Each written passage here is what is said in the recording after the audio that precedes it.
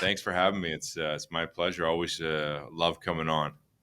Bill, we got a chance to chat just a moment ago on the Zoom call where we addressed reporters, but for our audience, can you sort of capture the emotions of the moment? There's a lot going on here because there were obviously 2 picks and a lot of possibilities. So what are you feeling right now? Well, we're very grateful in the fact that we're going to get Ottawa's pick. That's there was some risk in the pick in the sense that when you make the trade, we have the ability to, we thought would be somewhere between 17 and 12, which is really good value plus 2 seconds attached. Then you come up to that pick and you're like, wow, you get kind of nervous because the fact is, it could flip to the following year, and Ottawa's, you never know where that pick's going to land. It's unprotected, but there's a lot of uncertainty. So for us to get the 12th pick, that's great. That gives us great value on the trade. We're really excited about that. We're going to get a good player at 12. So that's an exciting thing. I think your emotions, once you get past that point, and you're going up in the lottery, you're like, wow, no teams have moved. Hey, we got a shot here, And unfortunately, when they flipped the card over at 6, we were on it. But the good news to that is that we didn't move back. We stayed at 6 and 12, and that's an exciting. Listen, there's some money makers. There's some hockey players that are there that we're really excited about as a staff that we have a chance to get. So that's the exciting part. I'm sure we would have liked to, shock the world by getting 1, but unfortunately, the lottery balls didn't fall our way. So we'll just have to do it the old-fashioned way and stack one good player on the next good player on the next good player. And, we're going to have more good players than the majority of NHL teams because of the amount of picks and how high we're picking. So this is part of the plan. And again, stick to the process. And here we go. Bill, before you came on, we were wearing tinfoil hats on this show. literally wearing tinfoil hats. One team moved in this lottery. One team. Yeah. The Chicago Blackhawks, who shockingly did this when Patrick Kane was available in the draft as well. I'm not asking you to go here, but I would like to know, as a general manager, and you've talked to these guys a lot. Yeah. Did they like the way that the draft lottery is structured right now? Does it maybe need more tweaking? I think they've done a really good job in saying you can only move 10 spots up. I think that's a really, you can only move 2 spots back. I think that's really been a game changer. I think it's listen, at the end of the day, the thing that you don't like is the uncertainty when you come up to it. The fact that if you really played it, your heart out as a team and you were dead last and all of a sudden you're picking at 3 now, you're not happy about that. So, but the lottery is designed in a way to prevent tanking, and so I think it's done it in this case. It's let's be honest, Chicago won against Pittsburgh that night. And they ended up winning the number 1 pick because of it. So probably karma was on their side, I guess. But Bill, now that you've got, and I know, and we're right there with you as we sat and watched it, and you see that number 6 flip over and it's a Kachina jersey. And there's that sudden disappointment. But now, and more tomorrow when you wake up, now does this help focus your group, focus your scouts on, okay, now we know where we're at. Now we can make a plan. Yeah, for me, I guess I've been in the draft so long is that I don't truly get disappointed because I do believe things happen for a reason. It's the same reason if you look at, we picked 3 last year. Our pick's pretty darn good pick at 3. Yeah, exactly. Time will tell if it's the best pick in the draft, but you know what? It's a heck of a pick, and I believe things happen for a reason. So here we are. We're going to take a swing at 6 and 12, and let's see what we can get done here. We can make some hay. Bill, you feel having 2 picks in the top 12 of a fairly deep draft, we're, as Coyote fans and faithful, this is still really positive, right? Yeah. Oh, it's really, really positive, to be honest with you. Listen, some of the players that we watched overseas, I had a chance to go and watch the U18s. You get excited. These are guys that you want to play with it. They're blocking shots for their country with their face, and they're diving and they're playing hard. They're championship type players, and we're gonna have a chance to pick them at 6 and 12. Let's be honest. This is an exciting time to be a Coyote. might not be as sexy as the number one pick overall, and people are doing cartwheels. But I can remember with the Blues, we had the number one pick overall. It didn't change our whole organization. What changed our organization was drafting one good player at a time and stacking him on the next good player, and having a great scouting staff. And it paid dividends. And, the Blackhawks kicked our butt a few times coming down the stretch, and so did Los Angeles. But, at the same time, we stuck to the process of just kept drafting one good player at a time. And it's not the sexy pick, but it's the pick at 6 and 12 that'll make our franchise great. So obviously, there's 51 days till June 28th, the NHL draft. What is your plan and your team's plan from this day till that day? What's going to happen? Well, it's now on to the amateur meetings. We've got the combine. There's some tournaments still going on overseas where the world championships are over there. So there's more scouting to be done.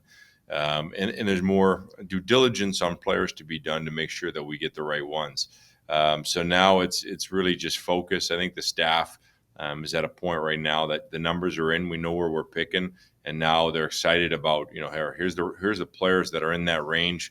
Now let's get down to making this list and get down to who we're going to get out of the grouping. So it's an exciting time because you're forced to make decisions on players. And listen, that you go into those scouting meetings and you hear the passion within your scouts about some of the players. And for me, viewing some of the players, it's an exciting time for us as an organization. We're not picking, at 26, or we're picking one pick at 59 in the draft. We got two that are 6 and 12. So let's put this into perspective. This is an exciting time for us. And you put yourself back when you were in St. Louis too. Yeah. And please share, you talked about having a first overall pick, but you built that team much deeper in the draft than 6 and 12. Yeah, I think we have to go all the way back to Alex Pietrangelo to find a guy that you had in the top 10, right? Yeah, but we made some hay the year we drafted Schwartz and Tarasenko. In that draft, there were two guys that played over 10 years and helped the Blues win a championship. And so when you get players of that caliber that you can draft and bring them into your team, and all of a sudden, you're not getting one good player, you're getting two good players from the draft. It makes a big difference in your organization. And then also you think about the fact that the Gunthers of the world, we've already drafted the Coolies. You're bringing those guys in, and now you're bringing in two good players at 6 and 12. And then you go past that and say, hey, listen, we got 46 picks over the next 4 years. It's a good time to be a Coyote. The podcast in Toronto, how they speak about how our organization, they have no idea, the strides that we've made as an organization and how exciting it is to be a Yote. We're putting good players on the board, and it's an exciting time. But when you just St. Louis, and I know you said Schwartz and Tarasenko, I just want people to know that Schwartz and Tarasenko were drafted 14th and 16th, not 6 and 12. Yeah. Okay, sorry, Leah. I was just going to say, I think a concern right now of a lot of Coyotes fans, and I can see it in our chat, is does this affect the status of the rebuild at all? Does this move it backwards, or are we still, on pace and on the plan? We're on the plan. We're on the plan. I think when you look at, it's funny, we had the meetings and one of the scouts stood up and said, oh, we got to add this player. We got to add this player. And I said, when we all came in here, I said, we're going to do some bad contracts first couple of years and blah, blah, blah. And now we're going to, and this year we're going to add some good young players in. And, and that's exactly where we are. The exact same process we started is exactly where we are right now. We're right on par. The only thing that I would say we're way ahead of is the fact that, the Haydens of the world, the Valimakis, the Vejmelkos, they've all kind of come up and they've helped, where we are as an organization, because there's some cornerstone pieces that you can build around. And the fact that we have that many draft picks coming up gives us a lot of options. It gives us options to be at the draft to move up. It gives us options to go buy players. It gives us options to draft players. It's money in the bank for us. So we're at a really good stage as an organization, and we've got a big vote coming up too. So I'm sure that will give us a lot of momentum too. With all those draft picks you just mentioned, are you at a point where you want to be active in that process of maybe going out and buying players? Are you going to be looking to maybe add pieces that could grow with this team this summer? Do you know yet? Is that, I don't know Yeah, what you're, go ahead. it's a great question because, we're always going to be in search of more players in any way we can. We're going to have the conversation, just like you said. Can we add a player through waivers? Is there a player that's going to be sitting there at the start of the year? Is there a player that's a free agent, or is there a group six, or there's a guy in the minors that deserves an opportunity? That's where we have to continually look under every single rock to make sure that we can find any player that we think has value that can help our organization, and we have to be hungry on it. And I think, we're going to continue to do that. The Ingrams of the world and the Valimakis that we got off waivers have added to our depth and our core as an organization, and we have to continue to be hungry on those type of players to make sure that we move the franchise forward and continue with the rebuild, but continue on it with good players and hungry scouts. Anything else? Yeah, it's been a long day for you, I'm sure. So Yeah. we appreciate you. Yeah. Well, listen, it's, if you hit the lottery, you're obviously, tickled pink, but hey, listen, we're excited too. We're picking at 6 and 12. But one thing Bill, we told our listeners before you jumped on, and just so you can walk away from here, just a couple of names to throw at you that were picked 6th overall. Peter Forsberg, heard of him? Phil Housley, Paul Coffey, and this year's Matthew Tkachuk, who might be considered a Conn Smythe front runner right now in this year's playoffs. So a lot of really good hockey players picked 6th overall. Yeah, it's an exciting time. It's an exciting time, and we're happy to make you. You guys got something to talk about now. Not one pick, but 2 pick. Exactly.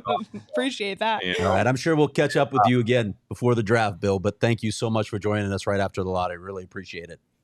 Anytime. Thank you very much for having me. Thanks, Bill. Appreciate it.